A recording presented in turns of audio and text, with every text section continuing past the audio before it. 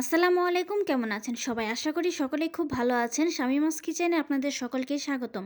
আজকে যে রেসিপিটা আপনাদের সাথে শেয়ার করতে যাচ্ছি এটা খুবই মুখরোচক আর অসাধারণ একটা রেসিপি। চিংড়ি মাছের এই রেসিপিটা আপনি গরম ভাতের সাথেও খেতে পারবেন বা শুধুও খেতে পারবেন। গরম ভাতের সাথে যদি এই রেসিপিটা থাকে তাহলে তো আর কথাই নেই, আপনি এটা দিয়ে 1 প্লেট ভাত খেয়ে ফেলতে পারবেন। এতটাই মজার হয় এই রেসিপিটা, আর তৈরি করাও খুব সহজ। মাত্র অল্প কয়টা উপকরণ দিয়ে কিন্তু এই মজাদার রেসিপিটি আপনি তৈরি করে ফেলতে পারবেন। ডাল আর চিংড়ির কম্বিনেশনে এত মজার একটা রেসিপি হয়, তৈরি করে না খেলে আপনি বুঝতেই পারবেন না। তবে চলুন দেখে আসা যাক কিভাবে আমি এই রেসিপিটি তৈরি করলাম। চলে যাচ্ছি রেসিপির প্রথম ধাপে। সেজন্য এখানে একটা মিক্সার তৈরি করে নেব। হাফ কাপ মসুরের ডাল আমি আগে থেকে 20 মিনিট ভিজিয়ে ব্লেন্ডার করে নিয়েছি। সেই ডালটা এখন এখানে নিয়ে নিচ্ছি, আর নিয়ে নিয়েছি একদমই কুচো চিংড়িটাকে আমি ভালোভাবে পরিষ্কার করে নিয়েছি। এই চিংড়িগুলোকে কিন্তু আপনি বাজারে খুবই রিজনেবল প্রাইজে পেয়ে যাবেন। এই চিংড়িগুলোকে এখন এক সাইডে রেখে দিচ্ছি, পরে এটাকে কাজে লাগাবো। এখন এই ডালের ভেতরে কিছু শুকনো উপকরণ দিয়ে নিচ্ছি। দিয়ে দিচ্ছি স্বাদ মতো লবণ, 1 চা চামচ হলুদের গুঁড়া, 1/4 চা চামচ মরিচের গুঁড়া, হাফ চা চামচ জিরার গুঁড়া, আর দিয়ে দিচ্ছি হাফ চা চামচ ধনিয়ার গুঁড়া, হাফ চা চামচ আদা বাটা, হাফ চা চামচ রসুন বাটা। বড় সাইজের 2টা পেঁয়াজ কুচি করে রেখেছিলাম সেটা দিয়ে দিচ্ছি, আর দিয়ে দিচ্ছি কিছু কাঁচামরিচ কুচি। এখন এই সবগুলো উপকরণকে ডালের সাথে ভালোভাবে মিশিয়ে নিতে হবে। হাত দিয়ে ডলে ডলে কিন্তু ভালোভাবে ডালের সাথে মিশিয়ে নিতে হবে। ডালের সাথে মেশানো হয়ে গেলে এখন এখানে অ্যাড করে দিচ্ছি শুকনো চাউলের গুঁড়া।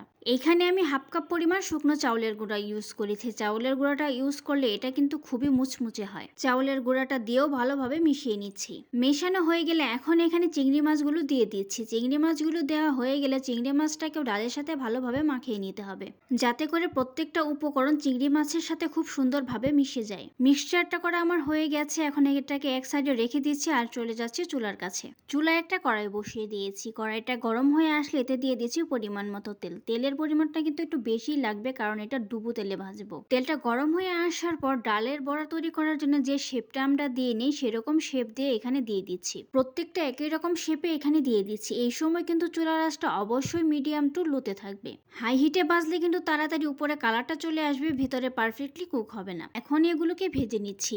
বড়ার একটা সাইড কিন্তু আমি 5 মিনিট ভেজে নিয়েছি। এখন সবগুলো বড়াকে আমি উল্টিয়ে দিচ্ছি। চুলার আঁচটা কিন্তু মিডিয়াম টু লোতে রেখে আমি একটা অংশ ভেজে নিয়েছি। দেখতেই পাচ্ছে কালারটা কত সুন্দর এসেছে একটা পার্টের। সবগুলো বড়া উল্টিয়ে দিয়ে অপর পার্টটাও আমি এইভাবে লাল লাল করে ভেজে নিব।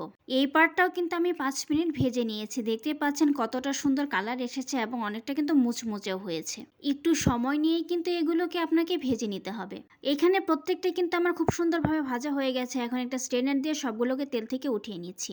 ভালোভাবে তেলটা ঝরিয়ে নিয়েছি, আর বাকি যেগুলো আছে সেগুলো একই প্রসেসে আমি ভেজে নিয়ে আপনাদের পরিবেশন করে দেখাচ্ছি। তৈরি হয়ে গেল অসম্ভব মজাদার এবং সুস্বাদু ডাল আর চিংড়ির বড়া। যারা একটু মুখরোচক খাবার খেতে পছন্দ করেন তাদের কাছে এটা অসম্ভব ভালো লাগবে।